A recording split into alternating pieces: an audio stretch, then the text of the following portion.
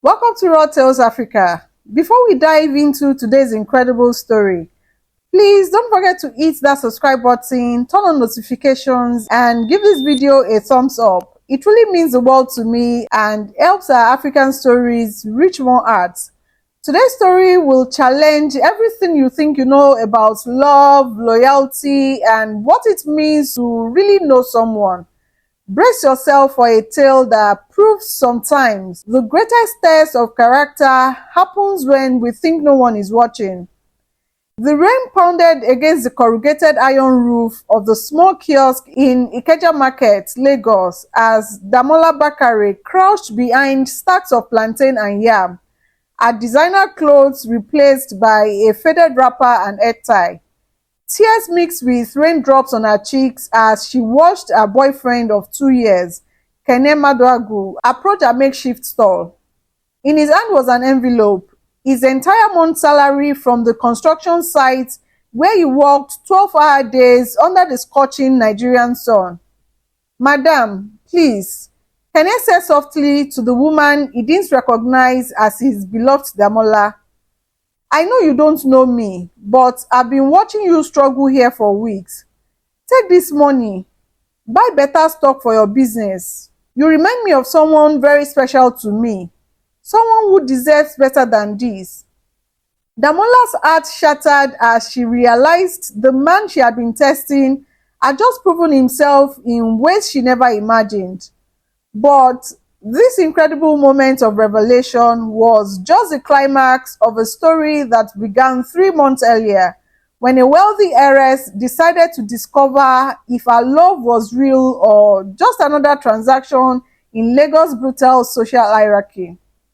3 months earlier, the gleaming towers of Victoria Island stood like golden sentinels against the Lagos skyline. In the penthouse of one of the tallest buildings, 25-year-old Damola Bakare stood before floor-to-ceiling windows, watching the city wake up below.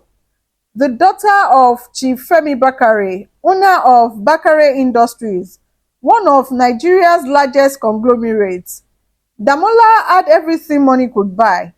Designer clothes filled walk-in closets larger than most people's homes. A fleet of luxury cars waited in the garage. Staff attended to her every need. But as she sipped her morning coffee from a cup worth more than most people's monthly salary, Damola felt empty. At 25, she had never worked a day in her life, never struggled for anything, never even shopped for groceries. Her father's wealth insulated her from the real Nigeria, the one where millions scraped by on less than $2 a day. "Good morning, ma," said Grace, a personal assistant, entering with a tablet full of appointments. "Your father wants to see you in his study. He says it's urgent." Damola sighed, recognizing the tone. Another potential suitor, no doubt. Another son of another wealthy family, looking to merge fortunes rather than arts. She had endured dozens of these introductions. Men who saw her as a prize, a business acquisition wrapped in designer clothes. In the mahogany paneled study, Chief Bakare sat behind his massive desk, the walls lined with awards and photographs of him with presidents and business leaders from across Africa. "My dear," he began, his voice carrying authority of a man who owned companies in 12 countries. "I have arranged for you to meet Kenneth Odukoya next week. He is the son of the telecommunications mogul from Abuja, very well educated, studied at Oxford, runs 3 companies already." Damola had heard this speech countless times. "Dad, I've told you before." "Damola," Chief Bakare interrupted, his tone firm but not unkind. "You are 25 now.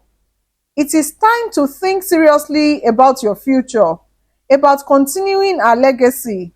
These young men I introduced you to, they understand our world. They know what it means to build something lasting." But Damola was barely listening. Through the window, she could see sprawling chaos of Lagos, the yellow downforce weaving through traffic, the street vendors hawking their wares, the millions of people whose struggles her father's money could never shield her from understanding. For years, she had wondered what lay beyond the golden cage of her privilege. That afternoon, while shopping at the Palms with her friends, daughters of other wealthy families, Damola found herself increasingly irritated by their conversation.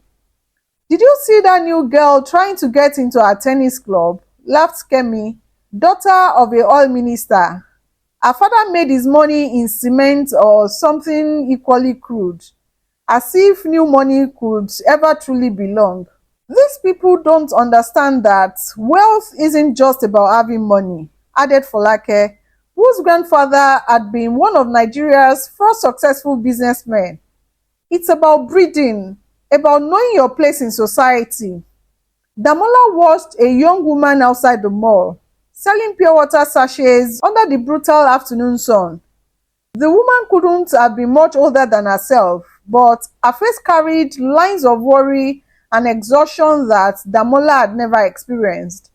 When a customer shortchanged her, the woman said nothing, just smiled gratefully for whatever she received. "Sometimes I wonder what it would be like," Damola murmured, more to herself than her friends, "to earn something for yourself, to know that what you have you worked for." Her friends laughed. "Damola, you are being silly," Kemi said. "We were born into this life for a reason. God bless our families. Why would you want to pretend to be something you are not?" But the seed was planted. That evening, as Damola sat in her bedroom, surrounded by luxury, she couldn't stop thinking about the pure water seller. What did it feel like to work for every naira, to fight for survival every day, to have relationships built on something other than bank balances? The idea came to her in the middle of the night, so audacious it made her heart race, as if she could step outside her world completely. What if she could experience life as ordinary Nigerians did? Not as the heiress to billions, but as someone struggling to make ends meet. The next morning, Damola called her most trusted confidant, her childhood nanny, Mama Kemi, who still worked in the house despite being offered retirement several times. "Mama Kemi," she said, "I need your help with something unusual." The older woman, who had raised Damola since birth, listened as the young woman explained her plan. Mama Kemi's weathered face showed deep concern. "My child, you don't understand what you are asking for. Poverty is not a game. It is not something you can try on like a dress and then remove when it becomes uncomfortable." "But that is exactly why I need to understand it," Damola insisted. "I've lived my entire life in a bubble. I want to know what real Nigeria looks like. I want to know who I really am when stripped of everything that my father's money provides." After hours of discussion, Mama Kemi reluctantly agreed to help. She had connections in the sprawling markets of Lagos, people who could help Damola blend in, learn the rhythm of survival that governed most Nigerian lives. The transformation began the next week, in a small room in Surulere, far from the gleaming towers of Victoria Island. Damola learned to tie her head tie like the market women, to negotiate with customers who counted every naira, to cook with kerosene stoves when NEPA failed to supply electricity. Mama Kemi's sister, Aunty Bimpe, ran a small provision shop and agreed to let Damola work there to learn the basics of trade. Within days, Damola's soft hands were blistered from carrying heavy bags of rice. Her back ached from bending over displays. Her feet swelled from standing on concrete floors for 12 hours at a time. "You see now," Aunty Bimpe said on her third day, watching Damola wince as she lifted a crate of soft drinks. "This is not the life for play. Every day, we fight just to survive. But something unexpected happened. Despite the physical discomfort, despite the exhaustion, Damola felt more alive than she ever had. When she successfully negotiated with a difficult customer, the satisfaction was deeper than any luxury purchase. When she helped a struggling mother buy necessities for her children by giving her a small discount, the gratitude in the woman's eyes was worth more than all the praise she had received at charity galas. After 2 weeks of preparation, Damola was ready for the real test. She had rented a small room in a Face Me I Face You compound in Mushi, far from any area where she might be recognized. Her designer clothes were replaced with second-hand items from Katangwa market. Her expensive jewelry was locked away, replaced with simple pieces from roadside vendors. But the most important part of her plan was yet to come. She needed to test not just her ability to survive as a poor person, but something far more crucial: the authenticity of love itself. Kene Maduagu stood 6 feet tall with shoulders broadened by years of construction work. His dark skin glistened with honest sweat under the Lagos sun. At 28, he had worked every day since dropping out of secondary school when his father died, leaving behind 3 younger siblings and a mother with a weak heart. Unlike the privileged men Damola's father introduced her to, Kene had built his strength through struggle. Every muscle had been earned through honest labor, mixing concrete, carrying heavy materials, working from sunrise to sunset to send money home to Enugu while saving small amounts for his dream of starting his own construction company. Damola first saw him at a bus stop in Ikeja, helping an elderly woman carry her heavy market load into a danfo. He refused the 20 naira she offered him, smiling and saying, "Mama, your blessing is enough payment for me." She began to notice him more frequently. He took the same bus route she used for her market reconnaissance, traveling from his small shared apartment in Agege construction site across Lagos. Unlike other passengers who pushed and shoved for seats, Kene always offered his place to pregnant women or elderly passengers, preferring to stand during the hour-long journey rather than let others suffer discomfort. One morning, as Damola sat in the bus, disguised in her faded wrapper and head tie, she watched Kene give his breakfast, 2 slices of bread and a boiled egg, to a street child who approached the bus window at a traffic jam. "Sir, you must be hungry too," the child said, looking up at Kene with wide, grateful eyes. "Don't worry about me, small man," Kene replied, gently ruffling the boy's hair. "Make sure you go to school today, okay? Education is the only way to change your story." Damola felt something stir in her chest, a warmth she had never experienced with any of the wealthy suitors her father had paraded before her. This man, who clearly had so little, gave freely of what he had. The contrast with her usual social circle, where people calculated the social benefits of every charitable act, was striking. She began to orchestrate encounters.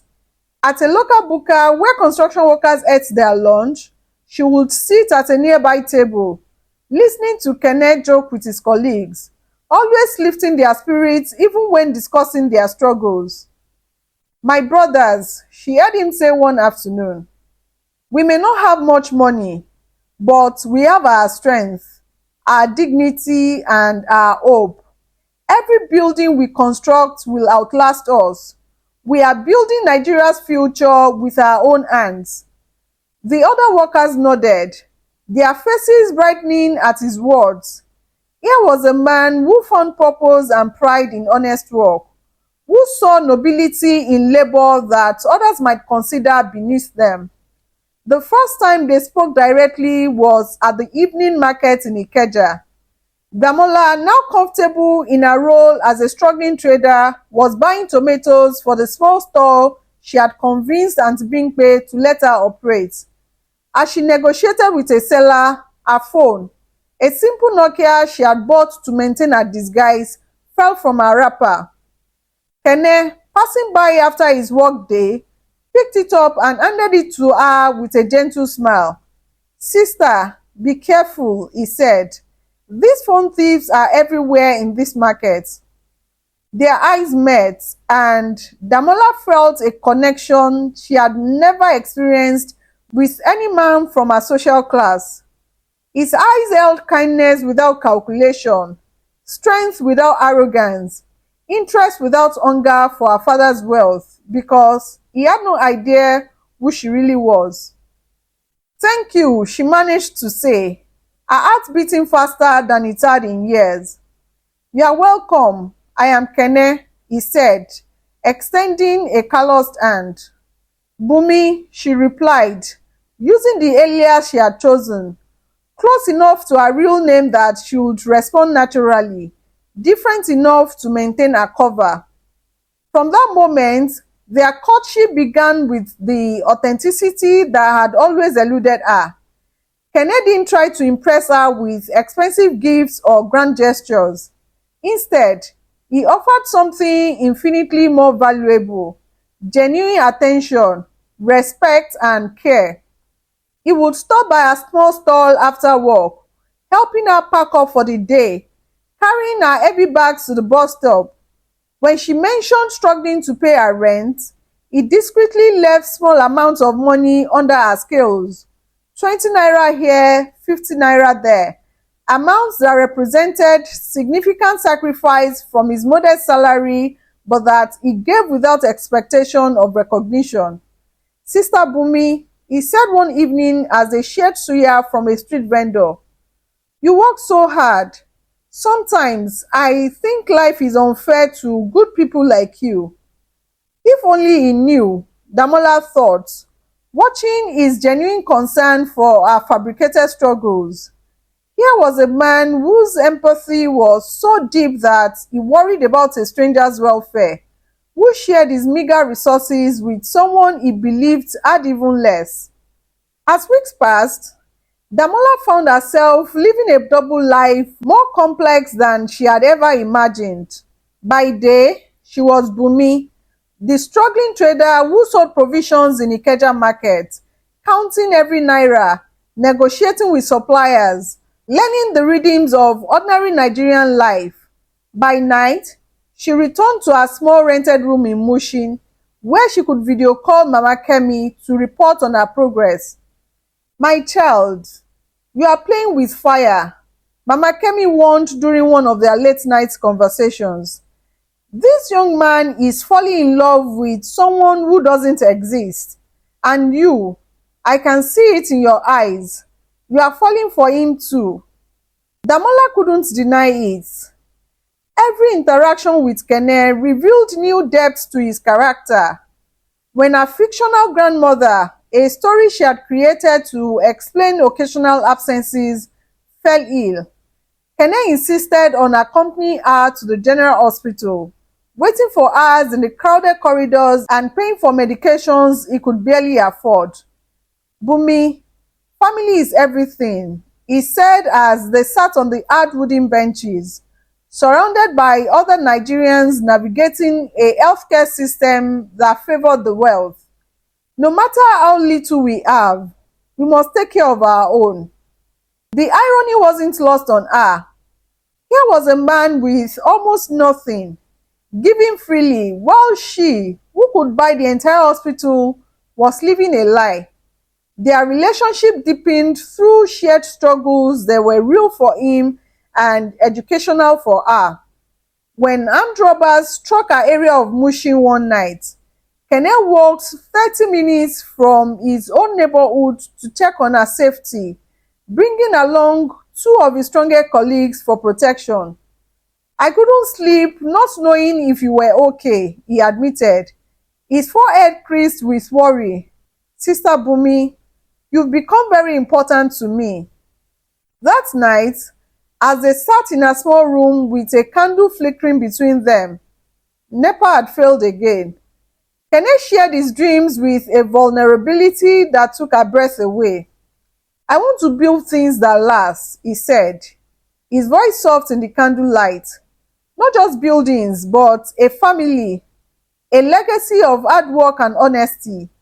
I want to marry a woman who understands struggle, who knows that love isn't about what you can buy, but what you are willing to sacrifice. Damola felt tears gathering in her eyes. And what kind of woman would that be? Someone like you, he said simply. Someone who works hard, who treats everyone with respect regardless of their station in life, who doesn't judge people by their bank account but by their character. The weight of her deception pressed down on her like a physical force. Everything he admired about her was built on a lie. The struggles he thought they shared, she could end with a single phone call to her father. The financial worries that kept her awake at night were fabricated, while his were desperately real. As their relationship progressed, Damola began to understand the true complexity of love across class lines. Kena would stay for weeks to take her to a local restaurant, his face glowing with pride as he ordered their most expensive meal, rice and chicken that cost more than many Nigerians earned in a day, but represented a fortune to him. She watched him calculate and recalculate the bill in his head, saw him discreetly counting his money before entering, noticed how he ordered carefully to ensure he could afford not just the meal but also transportation home. The tenderness of these gestures, the sacrifice behind every small luxury he provided, moved her more than any of the extravagant dates her wealthy suitors had arranged. But the test was working both ways. Through Kene's eyes, she was seeing Lagos, seeing Nigeria in ways her privileged upbringing had never allowed. When they visited his family in Enugu for Christmas, she witnessed poverty that wasn't theoretical but lived and breathed in every aspect of daily existence. Kene's mother, Mama Chidi, lived in a small concrete house with no running water, no reliable electricity, and walls that let in both rain and wind. Yet, the woman welcomed Damola with warmth that surpassed any reception she had received in the mansions of Victoria Island. My son has told me so much about you, Mama Chidi said, embracing Damola with genuine affection.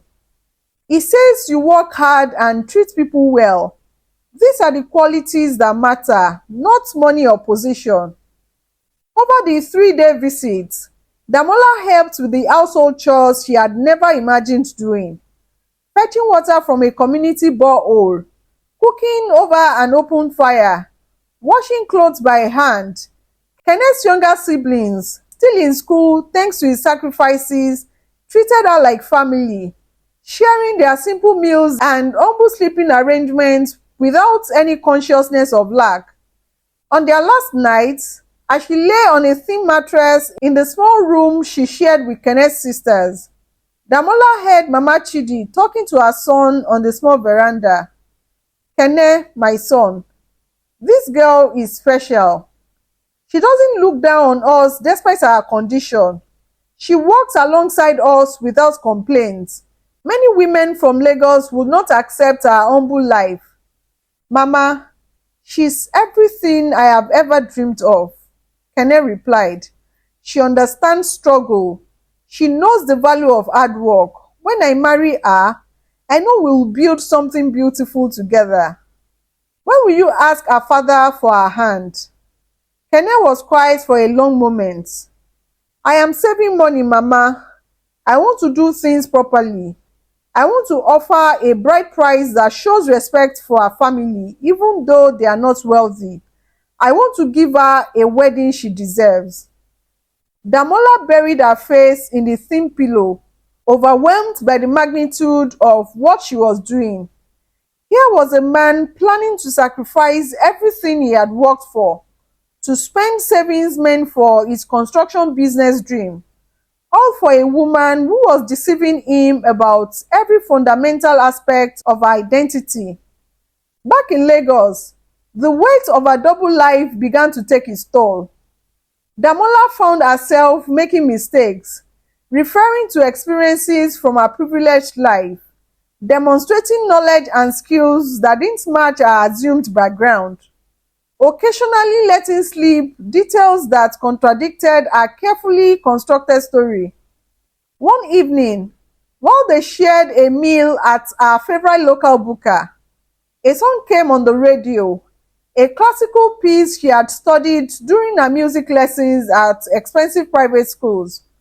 Without thinking, she began humming along, perfectly matching the complex melody.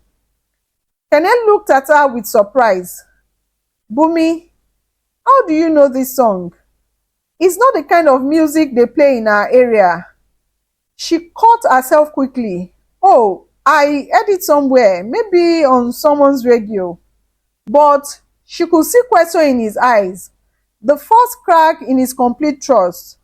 She was beginning to realize that sustaining a lie, even one born from good intentions, required constantly building new deceptions on top of old ones.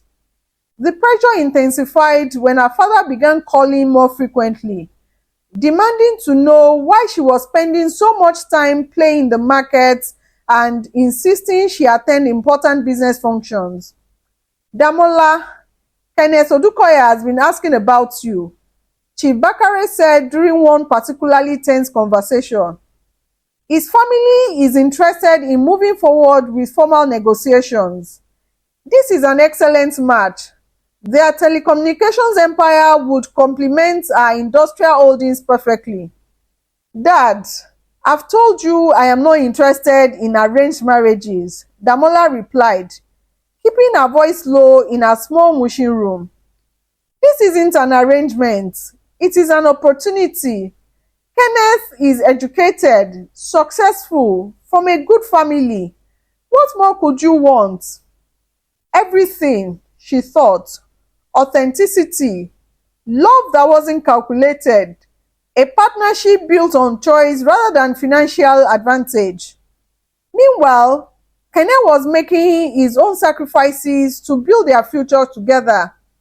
He had started taking on extra work, weekend projects, evening repairs to save money for their wedding. She watched him grow thinner as he worked longer hours, eating less to save more, wearing the same clothes until they were threadbare because every naira was earmarked for their shared future. One Saturday, she accompanied him to a wealthy neighborhood in Ikoyi where he was doing renovation work on a mansion. As they walked through the opulent compound, smaller than her father's house but magnificent by Nigerian standards, Kenneth shook his head in wonder. "Can you imagine living like this, Bumi? Having so much space, so much luxury. Sometimes I wonder what it would be like not to worry about money every single day." Damola wanted to scream. She wanted to tell him that she knew exactly what it was like, that material luxury without authentic love was emptier than he could imagine, that his modest dreams were more beautiful than any mansion. Instead, she said, "I think we'll build something beautiful together, even if it is simple." She took her hand, its callous palm rough against her softening skin. "With you, even a small room would feel like a palace." That night, alone in a rented room, Damola made a decision. The test had gone on long enough. She had learned what she needed to know about Kenneth's character, about her own capacity to live without privilege, and the nature of love that transcended social class. It was time to end the deception. But before she could reveal the truth, events would unfold that would test both of them in ways she had never anticipated. The morning of December 23rd dawned grey and humid, with the harmattan winds carrying dust from the Sahara to mix with Lagos' perpetual haze. Damola was arranging a small display of provisions, groundnuts, biscuits, soft drinks, when she noticed Kene approaching her stall with unusual nervous energy. For weeks, she had been preparing to tell him the truth. The script was rehearsed in her mind. How she would explain her true identity, why she had felt the need to test his love, how much his authenticity had meant to her. She had even arranged for Mama Kemi to be nearby for moral support when she made her revelation. But Kene had his own plans. Bumi, he said, his voice trembling slightly, I need to talk to you about something important. She looked up from her arranged groundnut, noting the formality in his tone, the way he shifted his weight from foot to foot like a schoolboy about to recite a poem. Of course, Kene, what is it? He glanced around the busy market, then took her hand gently. Not here. Can we go somewhere more private? They walked to a small garden behind St. Agnes Catholic Church, a quiet spot where lovers often met away from the chaos of Lagos traffic. Under a struggling flowering tree, Kenneth stopped and turned to face her, his expression more serious than she had ever seen it. Bumi, these past months with you have been the happiest of my life, he began, his voice gaining strength as he spoke. You have shown me what it means to love someone not for what they can give you, but for who they are. You work hard. You treat everyone with kindness. You don't judge people by their wealth or status. Damola felt her heart begin to race, a mixture of joy and terror rising in her chest. I know I don't have much to offer, Kene continued, reaching into his pockets. I'm just a construction worker. I don't have a university degree or a fancy job or a wealthy family connections, but I have these hands that can build anything. These hearts that will love you forever and dreams big enough for both of us. He pulled out a small velvet box, clearly second-hand but polished to a shine. Bumi, will you marry me? Inside the box was a simple gold band with a small diamond, not large by the standards of our usual world, but clearly representing months of sacrifice and saving from a man who earned daily wages. Damola stared at the ring, overwhelmed by emotions she couldn't sort through quickly enough. This was the moment she had both been hoping for and dreading. The man she loved was proposing marriage to a woman who didn't exist, offering everything he had to someone living a lie. Kene, she began, but the words stuck in her throat. I know it's not much, he said, misinterpreting her hesitation. The diamond is small, and I know you deserve better. But, Bumi, I promise you this. Every day of our marriage, I will work to give you more. I will build us a house with my own hands. I will make sure our children never lack for anything important. I will love you with everything I have until the day I die. Tears began streaming down her face. Tears of love for this incredible man. Tears of guilt for deceiving him. Tears of fear about what would happen when she revealed the truth. You don't understand, she whispered. I understand that I love you, he said firmly. I understand that you are the woman I want to spend my life with. Everything else we can figure out together. The weight of the moment pressed down on her. She had to tell him now before he invested any more of his heart or his hopes in a relationship built on deception. But as she opened her mouth to speak, she saw something in his eyes that stopped her. Such pure, vulnerable hope that she couldn't bear to shatter it in this moment. Yes, she heard herself saying, yes, I will marry you. The joy that transformed Kenneth's face was like sunrise after the longest night. He slipped the ring onto her finger with hands that shook with emotion, then lifted her off her feet and spun her around, laughing with pure happiness. "We are going to be so happy together," he said, setting her down gently. "I promise you, Bumi, I will spend every day making sure you never regret this decision." As he held her close, Damola felt the full magnitude of what she had done. She had accepted a proposal meant for someone else, agreed to a marriage based on a fundamental lie.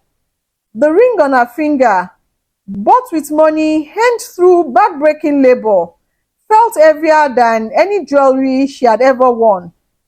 The engagement celebration that evening was held in Aunty Bimpe's small parlor, with neighbors and friends from the market crowding into the space to congratulate the happy couple. Damola watched Kenneth's face glow with pride as he introduced her as his fiancée, saw him accept congratulations and backslaps from men who had known him for years. "Kenneth, you are a lucky man," said Alhaji Musa, an elderly trader who had known Kenneth since he first came to Lagos. "This girl, she has good character. She works hard. She respects everyone.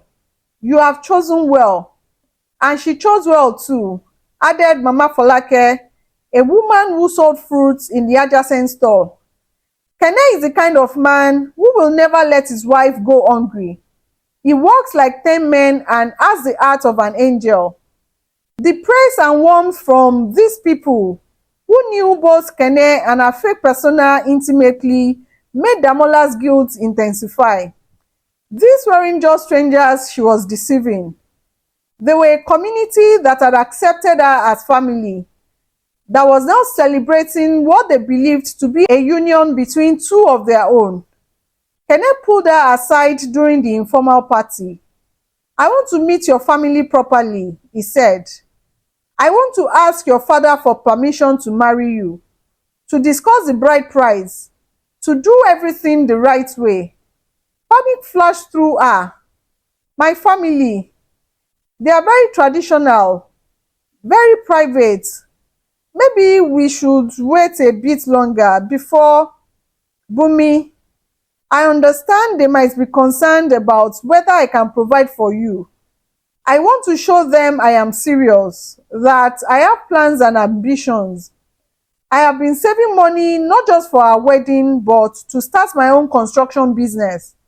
I want your father to know that I am not just looking for a wife, but building a future worthy of his daughter." The earnestness in his voice broke her heart. Here was a man preparing to present himself humbly to the father of a woman he believed to be from his social class, ready to prove his worthiness to people he assumed were struggling just as he was. That night, alone in her room, Damola stared at her engagement ring on her finger. In the morning, she had planned to end this charade, to reveal her true identity and hope that Kenneth's love was strong enough to survive the deception. But now, she was engaged, had accepted his proposal, had allowed him to announce their engagement to the entire community. She called Mama Kemi, needing guidance from the woman who had raised her. "Mama, I don't know what to do," she confessed, tears streaming down her face. "He proposed and I said yes, but he proposed to Bumi, not to me. How can I marry him when our entire relationship is built on a lie?" Mama Kemi's voice was gentle but firm. "My child, this has gone too far. You must tell him the truth immediately. Every day you wait makes it worse. That young man deserves to make his choice based on reality, not fantasy. But what if he can't forgive me? What if he thinks I was playing with his feelings, mocking his struggles? Then that will be the consequences of the choice you made to deceive him. But child, you cannot marry someone under false pretenses. That will be the greatest cruelty of all." Damola knew Mama Kemi was right, but as she lay in her small bed, listening to the sounds of Lagos night through her thin walls, she wondered if she had the courage to risk losing the most authentic love she had ever experienced. The next morning brought an unexpected complication. As Damola prepared to open her small stall, her phone rang with her father's distinctive ringtone. Chief Bakare's voice was sharp with irritation. Damola, where are you? Kenneth Odukoya is here with his family. They've come to formalize the marriage negotiations. I've been looking for you everywhere. Her blood ran cold. Dad, I told you I am not interested in Kenneth. I am engaged to someone else. The silence on the line was deafening. When Chief Bakare finally spoke, his voice was dangerously quiet. Engaged? To whom? And why am I hearing about this for the first time? His name is Kene. He's a good man. Daddy, he loves me for who I am, not for our family's wealth. A good man. What does he do? What family is he from? How much is he worth? Damola closed her eyes, knowing her father would never understand. He is a construction worker. He comes from a humble family in Enugu. He doesn't have money, Daddy, but he has character. The explosion she expected came immediately. A construction worker. Damola, have you lost your mind? Do you know what people will say? Do you understand what this will do to our family's reputation, to our business relationships? Daddy, please listen. No, you listen to me. You will end this foolishness immediately. You will come home today and prepare to meet the Odukoyas properly. We will not discuss this nonsense again. The line went dead. Damola stared at her phone, knowing that her time was running out. Her father was not a man who made idle threats.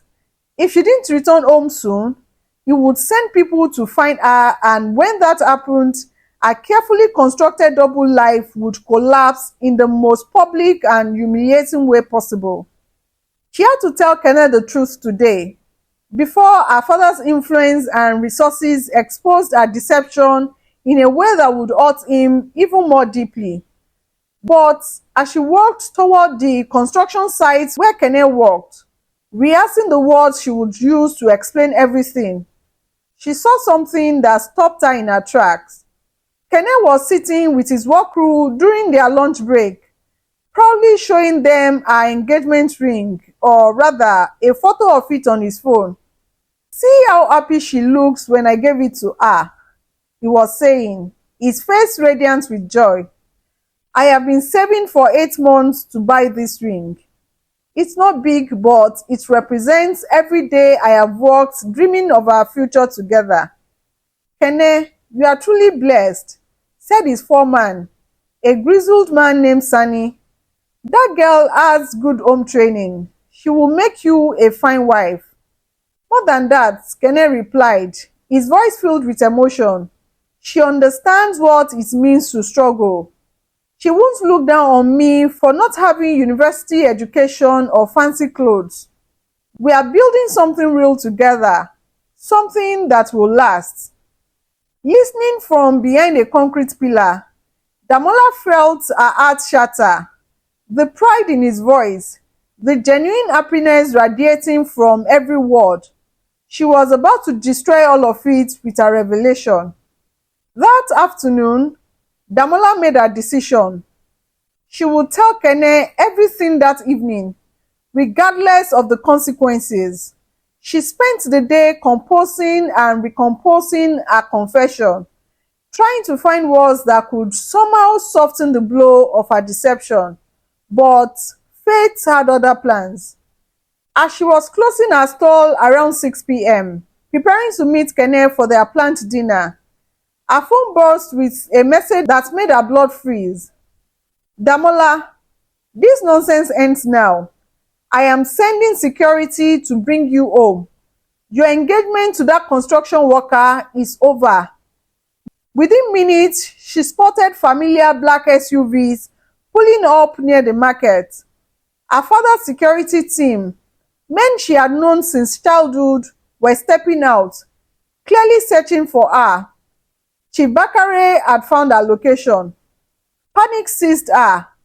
If they found her here, in front of Kene and all the market people who knew her as Bumi, the revelation would be catastrophic. Not only would Kene learn the truth in the most humiliating way possible, but he would also be exposed to her father's wealth and power in a manner that would make him feel like a fool. She grabbed her few belongings and slipped out through the back of the market, her heart pounding.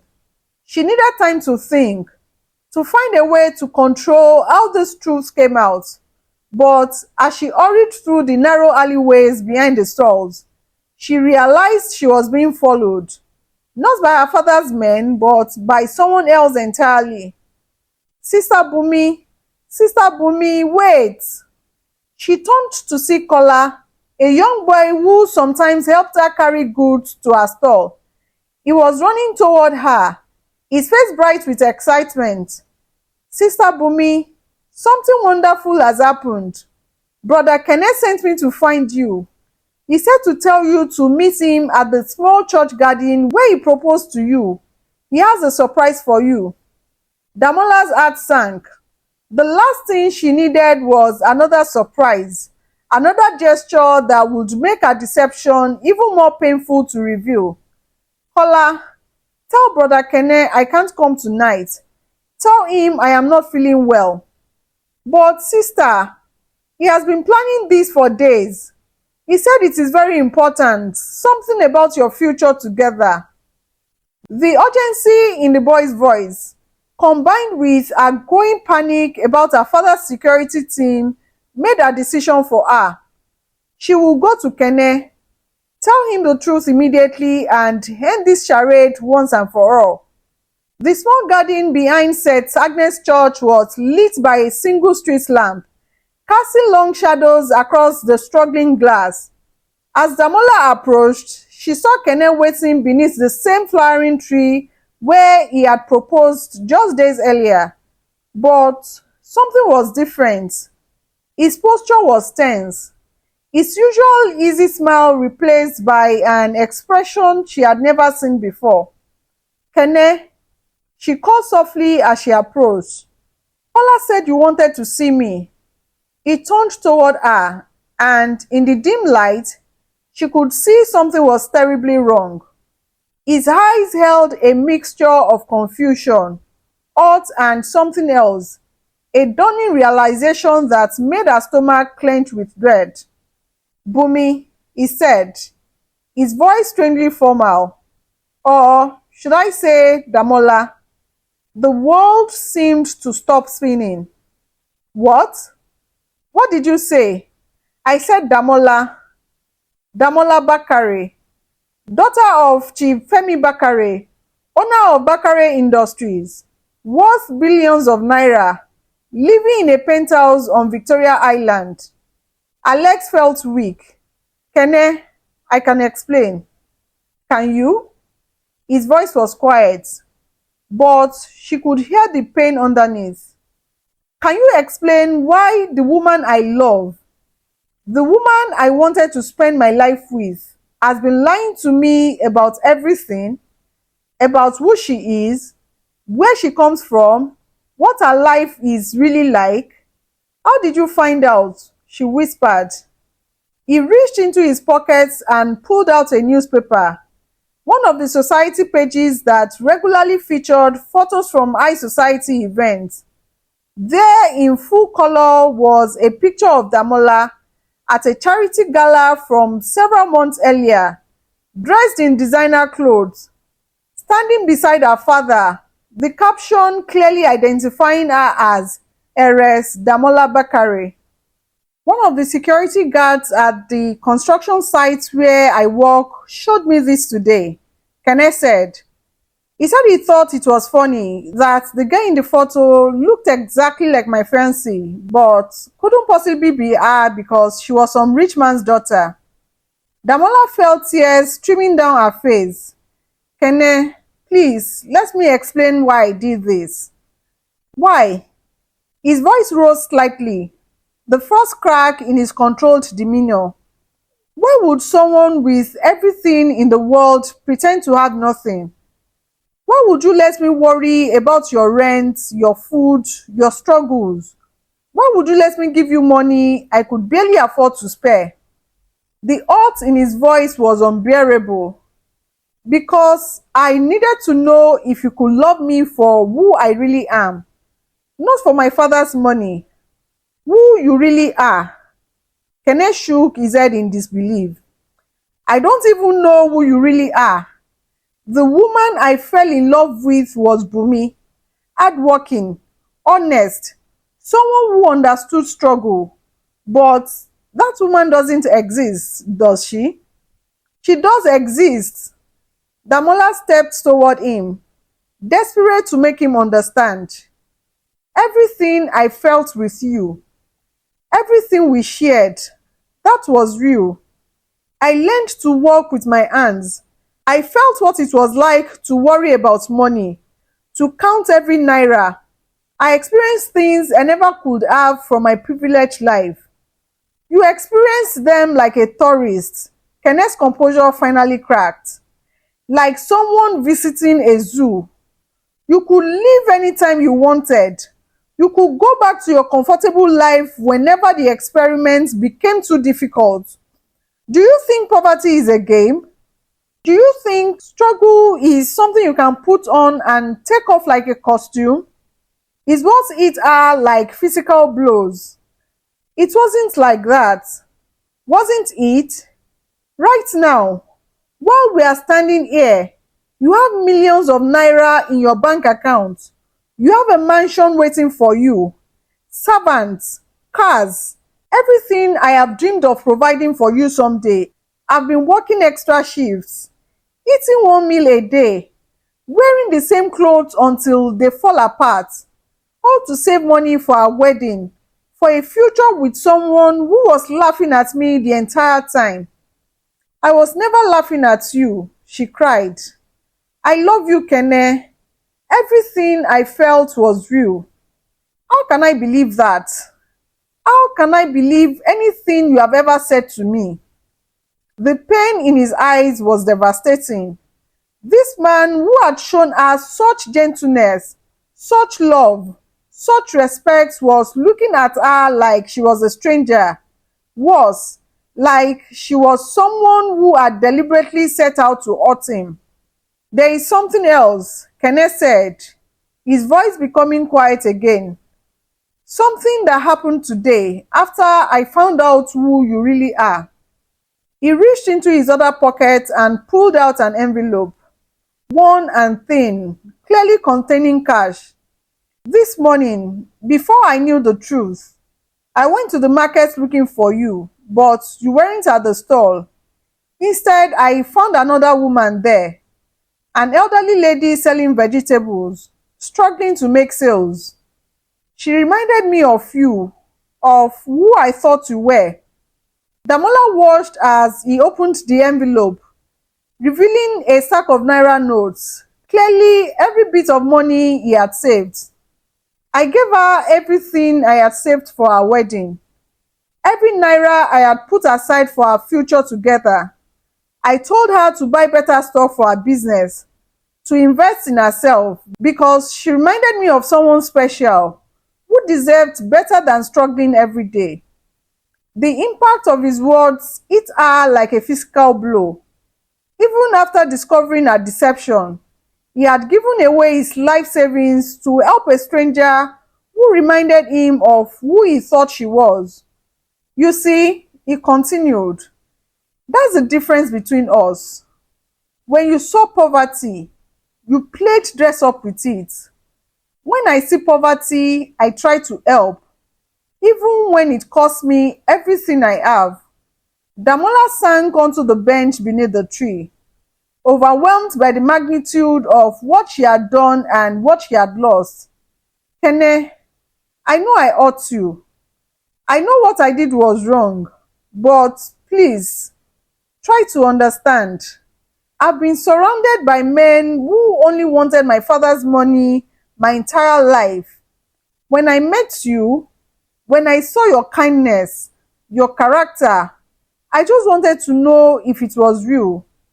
And now you know, he said quietly. But the cost was destroying any chance we might have had at real love. We still could. Could what? Build a relationship on the foundation of lies? How would that work, Damola? Would you keep pretending to be poor? Would I pretend not to know about your billions? Would we base our marriage on me accepting your charity while pretending it is partnership? The questions hung in the air between them, each one highlighting the impossibility of their situation. I would give it all up, she whispered. For you, I would give up the money, the lifestyle, everything. Kene shook his head sadly. You can't give up who you are any more than I can become someone I am not. The tragedy isn't that you are rich and I am poor. The tragedy is that you felt you had to lie about it. Real love, the kind I thought we had, doesn't require tests or disguises. It requires trust. 3 months later, Damola stood once again at the floor-to-ceiling windows of her penthouse, watching Lagos wake up below, but everything had changed. The view looked different now. She could see the markets where she had worked, could pick out the neighborhoods where people like Kenneth struggled and dreamed and loved with authenticity she had never understood before. Her father had been initially furious about her adventure in poverty, as he called it, but gradually came to understand that his daughter had returned from her experience fundamentally changed. She had refused the marriage to Kenneth Odukoya, despite the significant business implications, and instead threw herself into work at the family foundation with a passion and understanding that surprised everyone. You see these people differently now, Mama Kemi observed one evening as they reviewed proposals for new community development projects. You understand what it means to need help, not just to give it. Damola nodded, signing off on funding for a microcredit program that would help small traders, people like the woman Kene had helped with his wedding savings. I learned that dignity isn't about how much money you have. It is about how you treat others, how you use whatever resources you have, whether that is 50 naira or 50 million. She had tried to find Kene several times in the months since their confrontation, wanting to apologize properly, wanting to somehow make amends for the deception. But he had left Lagos, returning to Enugu to start his construction company with a loan from a development bank. A loan she had quietly facilitated through her foundation, though she ensured he would never know the source. Through careful inquiries, she learned that his business was thriving. He had married a teacher from his hometown, a woman who loved him for exactly who he was, without tests or deceptions. The news had brought both happiness and heartbreak. She was genuinely glad that he had found love and success, even as she mourned what they might have had. 1 year after the end of her masquerade, Damola was visiting one of the foundation's new projects, a skills training center in Lagos, not far from the markets where she had learned to be Bumi. As she taught the facility, watching young people learn trades that would lift them out of poverty, she felt a hand on her shoulder. She turned to find Aunty Bimpe, the woman who had helped her learn to trade in the market. Damola, the older woman said, using her real name with a knowing smile, I wondered when you would come back to see us. You knew? Damola asked, surprised. Child, I may not have university education, but I have eyes. Your hands were soft, your knowledge too broad, your way of speaking too refined, but I could see that you were learning something important, so I said nothing. They sat together on the bench outside the training center, watching young people enter and leave with tools and hope. Did I do the right thing? Damola asked. Setting up this center, these programs. You are asking the wrong question, Auntie Bimpe replied. The question isn't whether you did the right thing. The question is whether you learned the right lesson. And what lesson is that? That helping others isn't about charity from above. It's about understanding that we are all human beings with dignity, dreams, and the right to opportunity.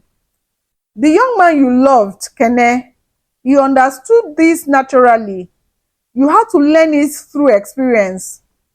Damola nodded, tears in her eyes. I lost him because I lied to him. You lost him because you thought love needed to be tested instead of trusted. But, child, look around you. Auntie Bimpe gestured to the bustling training center. Love doesn't always work out the way we plan. But if it teaches us to love others better, then it wasn't wasted. As the sun set over Lagos, painting the sky in brilliant oranges and purples, Damola made her way back through the markets where her journey had begun.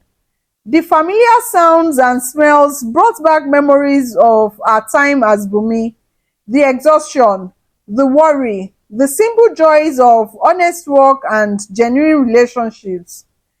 At the spot where her small stall had been, she found the elderly woman who now operated there, the same woman Kene had helped with his wedding savings. The woman looked up as Damola approached, recognition dawning in her eyes. You are the one, she said softly, the one who sent that young man to help me. He said I reminded him of someone special. How is your business now? Damola asked. Better than I ever dreamed. I have 3 girls working with me now, and we are saving money to expand. That young man's gift changed everything for me. She paused, studying Damola's face. He was hurting when he came to me, that boy. His heart was broken, but he still chose to help instead of keeping his pain to himself. As Damola walked away from the market, she carried with her the weight of understanding that had come too late for her own love story, but just in time for the rest of her life. She had learned that authentic love couldn't be manufactured through tests and disguises. It required vulnerability, honesty, and the courage to be known completely. Her phone buzzed with a message from her father. The board meeting is tomorrow. Are you ready to present the new foundation strategy? She typed back, Yes, Daddy, I am ready. But as she climbed into her car, a modest sedan she had chosen to replace her fleet of luxury vehicles, she thought about Kene's words from that painful night in the church garden. Real love doesn't require tests or disguises. It requires truth. She had learned to tell the truth, even when it was difficult. She had learned to use her privilege to create opportunities rather than obstacles. She had learned that dignity wasn't about wealth or status, but about how you treated others and how you used whatever resources you had been given.